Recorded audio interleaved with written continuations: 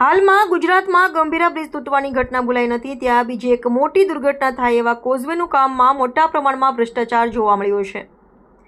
પ્રાપ્ત માહિતી અનુસાર દાહોદના લીમખેડા તાલુકાના પાણિયા પ્રતાપપુરા તરફ માતાના વડ તરફ જતા કોલિયારી નદી પર ચાલી રહેલા કોઝવેની કામગીરીમાં હલકા પ્રમાણની ગુણવત્તાવાળો માલની ભરાઈ કરી એક મોટી દુર્ઘટનાને જાણે અંજામ આપી રહ્યા હોય એમ જાણે કાયદા કાનૂનનો કોઈ ડર જ ન હોય એવી રીતે કોન્ટ્રાક્ટરો અને વહીવટી તંત્ર દ્વારા કામ કરવામાં આવી રહ્યું છે।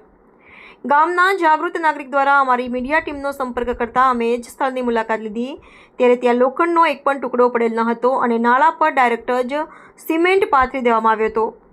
જ્યારે સ્થળ પર તેના સુપરવાઇઝરને પૂછવામાં આવતા ગલ્લા તલ્લા જવાબ કરી એમને ઉપરથી આટલું જ આપવામાં આવ્યું છે, મટીરિયલ એવો ઉડાવ જવાબ આપ્યો હતો। ખરેખર આટલી મોટી દુર્ઘટનાઓ થતી હોય ત્યારે તંત્રની આંખ કેમ નથી ઉપડતી એ જોવાનો વિષય છે।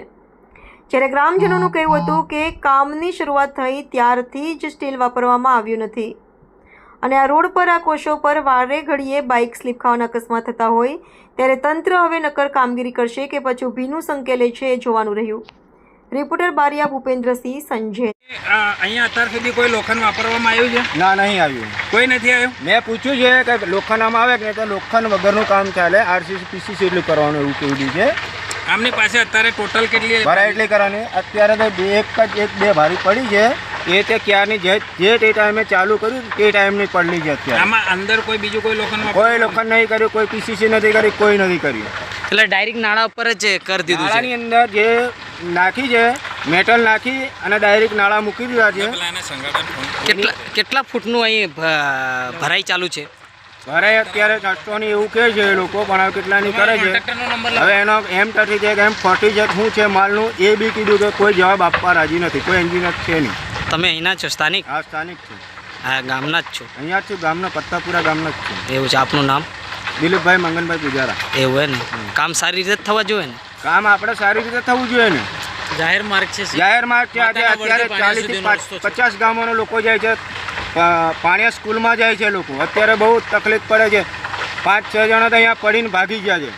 એવું છે, તમે કામ ચાલુ કરવા કીધું પછી બંધ કરવા કીધું એમને? કામ બંધ કરવા કીધું, એ લોકોએ કીધું કે કાયદેસરથી આવે અમે કામ કરશે। એક ભાઈ છે એનો બી પગ ભાગી ગયો છે, અત્યારે એની બી સટ્ટી છે, અહીંયા જ પડીને ભાગ્યો છે।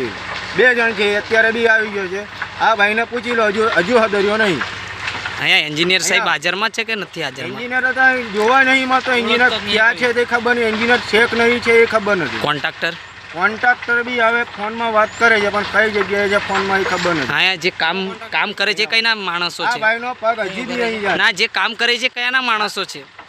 હા, તો મંજૂરિયા માણસ છે, કઈ ના છે, રોકડી લાવે ગમે તે એટલે આપણને શું ખબર પડે? એવું છે, ભાઈનો પગ ભાગી ગયો છે।